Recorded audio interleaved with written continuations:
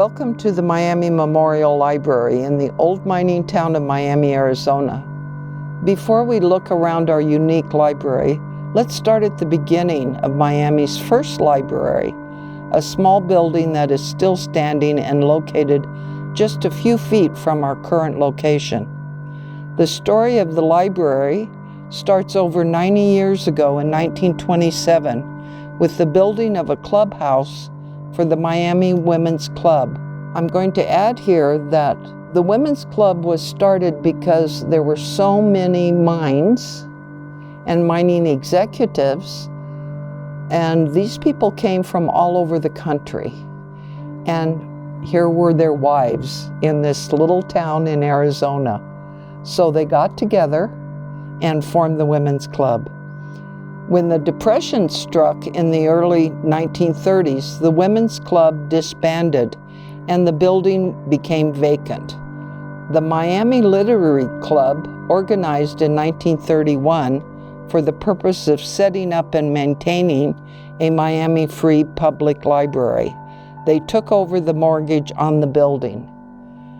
By the way, it took them at least 10 years to pay off the mortgage at $30 a month.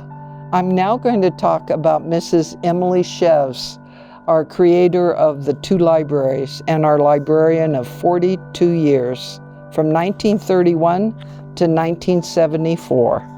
Of all of the things that were written about Mrs. Cheves, one of the best pieces that I have run across was written by Mr. Bob Zach for the Arizona Silver Belt after the death of Mrs. Cheves in 1991. She was the librarian in Miami 42 years, and children were her special interest. Over the years, thousands of them were launched by her influence. The original library building, built in 1927 by the old Miami Women's Club, but the Depression struck in the early 30s. The mortgage payments became too much, the club disbanded, and the building was left vacant, according to a 1970s newspaper story. Miami Literary Club members, all 21 of them, took over, and with quilt sales, rummage sales, and bake sales, kept the library open.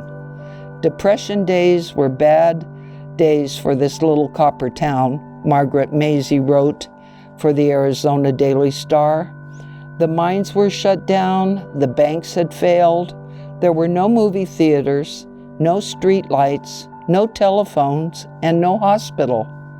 The library became the center of social life, the gathering place for the community. It provided an escape from the troubles of the day. Then came Mrs. Emily Cheves. The foreword of a 1981 Miami Literary Club cookbook dedicated to her states, during the summer of 1932, a visitor in Miami who had had library experience on the East Coast offered to help with the organization and running of the library. To have this experienced librarian help was a godsend, which the board recognized quickly, and in October of 1932, she was asked to become the first real librarian of the Miami Public Library. Mrs. Emily Cheves, whose health had improved during her visit here, and who liked the people she had met, accepted the job and was the wonderfully talented, dedicated librarian until the year 1974. We will always owe her a deep debt of gratitude for the services that she rendered to the Miami Globe District and to all of Gila County, in many ways besides being our librarian during those 43 years. Mine executives, town officials, everyone, she always got what she wanted for the library. When the old Miami High School was torn down, the gym right across the street from the old library was vacant, and Mrs. Cheves had a new project. She was absolutely, totally responsible for it, Mrs. Parsons said. The new library was her dream. She was more of an influence on young people in this community than anyone will ever know. That was the article by Bob Zach, 1991. I personally know of many, many people that would come back from all parts of the world to see Mrs. Cheves. And one of my classmates said, she asked Mrs. Cheves, what did the townspeople think of her buying so many books that were above most people's heads? And Mrs. Cheves always replied, the children need to be exposed to it all. Before I end my little tour of the old library, one thing I ran across, which during our research, was a letter, and this was written in 1957. And this was in the Silver Belt, and it was a letter from a visitor from out of town. In fact, he was from Zeeland, Michigan, and he writes, I am spending a night in your city. Here I have found something which I did not think existed in America today. I wish very much that I could catch some of the atmosphere from your library and divide it up with many other cities throughout the country. You have many bright lights throughout your city, but the beacon on the mountainside which shines above the brightest is your small public library. Signed, an amazed visitor, Mr. Jack Taylor. Mrs. Cheves had collections of things. She had gotten artifacts from the San Carlos Indian Reservation. She collected minerals, she collected specimens, she collected seashells, and we have those in those black and white photographs. And kids were just enamored with all of that. Dolls from every country. And I was told that because it was during the Depression, people couldn't afford books really. And so she started asking all of these mining executives and shop owners that had enough money to have, that they had magazine subscriptions, to donate. So she called it Operation Magazine. So there it was filled, and even this library, when I first came back a few years ago, the back there was filled with magazines, National Geographics from 100 years ago. Before the big move from the original library, the Miami High School, located at the top of the hill near the library, needed a new and bigger gymnasium than the one in the high school building. This was dedicated in 1951 by Arizona Governor Howard Pyle. The gym was designated a memorial gymnasium in memory of the local fallen wartime heroes.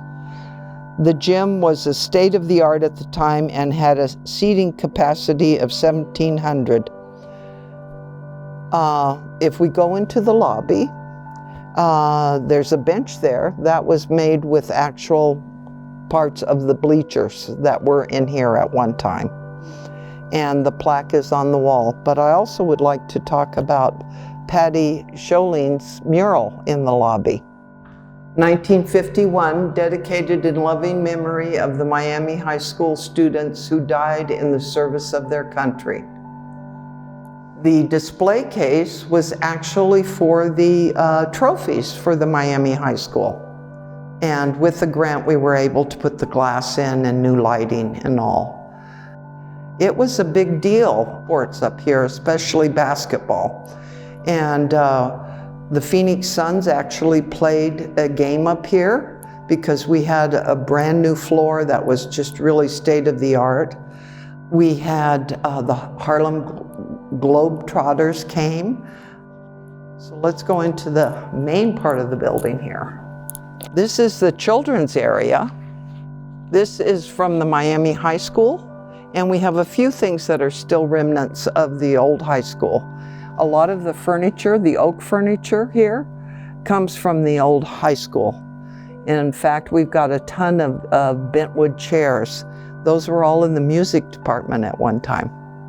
Of course, we have a lot of things that were donated, including this big nice piece was donated by one of a former classmates, and it comes complete with an LED TV and video and the whole bit.